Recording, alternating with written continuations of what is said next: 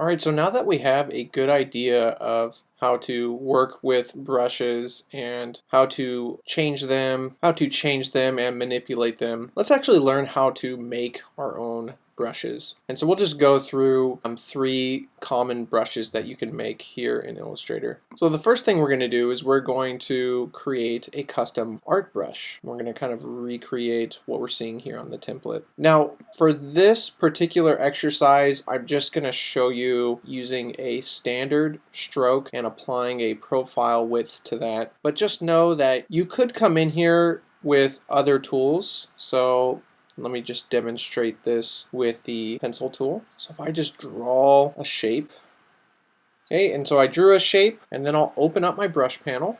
You can see we have a bunch of brushes already loaded on there. I'm actually just going to take this and drag it into the brushes panel using my black arrow. I'll move it right next to some of the calligraphic brushes and I'll release. And then it's going to ask me, what kind of new brush do you want to make? Do you want to make a calligraphic brush? In this case we can't because it doesn't fit the dimensions. We can make a scatter brush, an art brush, a bristle brush, or a pattern brush. In this case, let's turn it into an art brush. I'll say okay. Then we're going to get some brush options. Okay, it's going to ask us things like, do you want to keep the width fixed as you use it? And we'll just say yes, let's keep it fixed at 100%. I could come back in here and change it. You want to scale the stroke proportionately as it goes across, or do you want to just stretch it as it goes across the path? In this case, I just want to stretch it as it goes across the path. I can switch the direction. So right now it has the direction line going towards the left. So that means as I draw, it's going to start from here and end over here. I could switch the direction. And then this is an important one, colorization. So usually we want to be able to change the color of our brush when we want. So we want to change the method to tints and shades. So I'll just say okay, and then I'll just delete this. I'll open up my brush tool, and I can see in my brush panel that that shape is loaded, or that new brush. We'll go ahead and give it a try.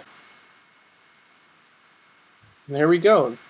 That's a custom brush. We'll go ahead and delete that. So for time's sake, we're just going to concentrate on using this just with some basic profile widths. So I'm going to go ahead and create my own custom brush just using a brush profile. So we'll go ahead and click on one of these paths, and I'll bring up the stroke weight to about 5, and I'll change the width profile to width profile 1, and then I'll drag it into the brushes panel. It'll ask me what type of brush.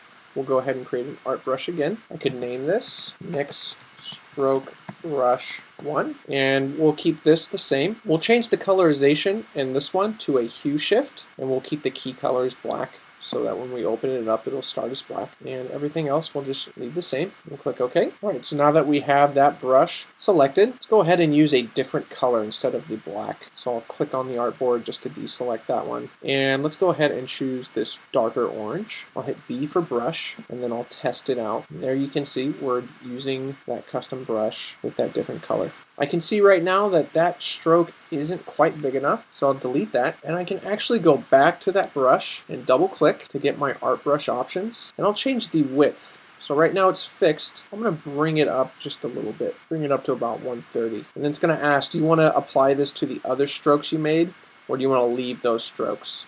In this case, I'll say apply to those other strokes. And now when I paint again, and now I have a thicker stroke. And you can go ahead and get in some practice just with your hand-eye coordination, trying to get roughly as close as you can to that template. Alright, so let's make another one. So I'll hit V for my black arrow. I'll select the next path. I'll increase the stroke a little bit. This time we'll do 4. And this time I'll do width profile 2. Okay, and then I'll drag that into my brushes panel. Okay, art brush. Okay.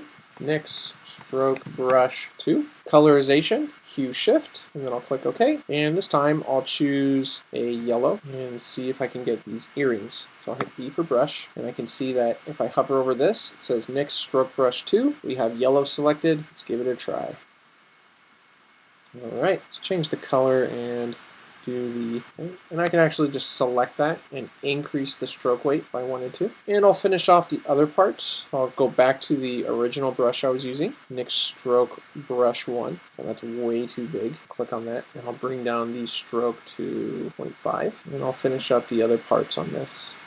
Do this chin area, actually increase the stroke weight and do the eyelids, and I'll finish off with the eyebrow, first eyebrow and second eyebrow. So there's lots of potential using this. So knowing that, you guys could probably do a lot more than just something we have right here on the template. Let's go ahead and try 2 other brushes. Let's try a scatter brush. So this is a brush that's going to kind of scatter the objects around as you paint with it. So I'll choose V for my black arrow, and I have a group of basically circles right here. So they're grouped together, and I'll just drag that right into my brushes panel. It'll ask me, what type of brush do you want to make?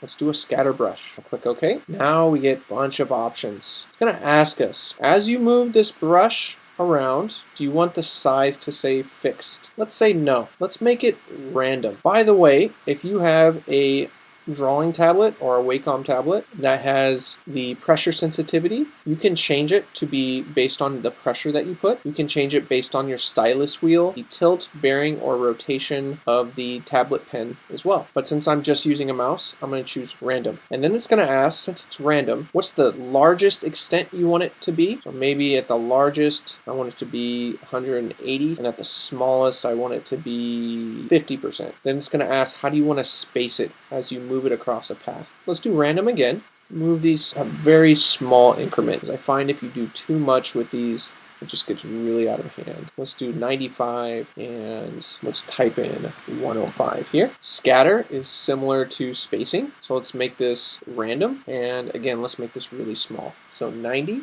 and 110, and then rotation. Let's rotate it as it goes through. So let's say it can rotate as much as 180, and that'll be good. And let's make this relative to the path. Colorization, we'll just keep this as none, because it's already colored the way we want it. Okay, so let's give it a try. Oh, I forgot to name it. Nix Scatter. Click OK. All right, I'll hit B for my brush, and there I can see it's loaded right now. It says Nix Scatter, and let's give it a try. We'll start drawing a path and see what happens. Whoa, cool. So that did a pretty good job. I'll do a little bit more.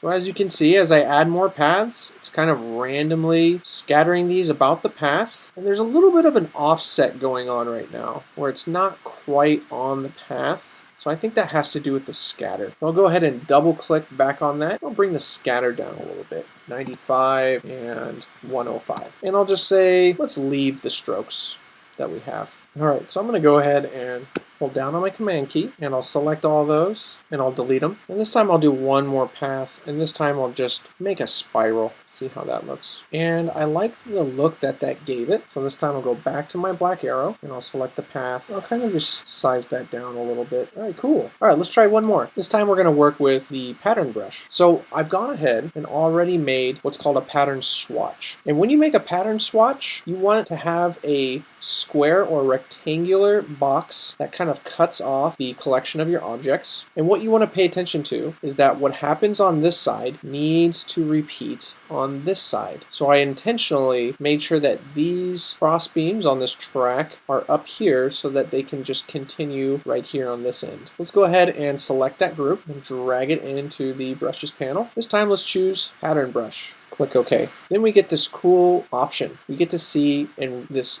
live preview how that's going to work. It's a little beyond the extents for this exercise, but I could design a custom corner for this brush. And if I drag that in and put it right in here, we would actually have a nice transition between this part of the track and right here. But for now, I'll just give that information to you and you can kind of play around with it. All we care about is that we have one of these swatch tiles to work with. Everything else we'll keep by default, so we'll just say stretch to fit, and we'll just name it Nix Pattern. I'll click OK. All right, so now that's loaded here in the brush panel. I'll hit B for brush, and now that that's selected, let's try to draw this track along a spiral path. Don't feel bad if you need a couple of tries to actually make this spiral effect. Okay. We have a spiral and a continuing pattern down that spiral. Let's add one more dimension to this path. I'm going to go ahead and change the profile to this width profile 4. And now you can see that it's starting at its full thickness and it's actually tapering into that small thickness. So that's another kind of degree of control you have with these custom brushes. Alright, so that's just a brief introduction to working with custom brushes. They require quite a bit of trial and error and experience to really master them, but hopefully this will get you off to the right start.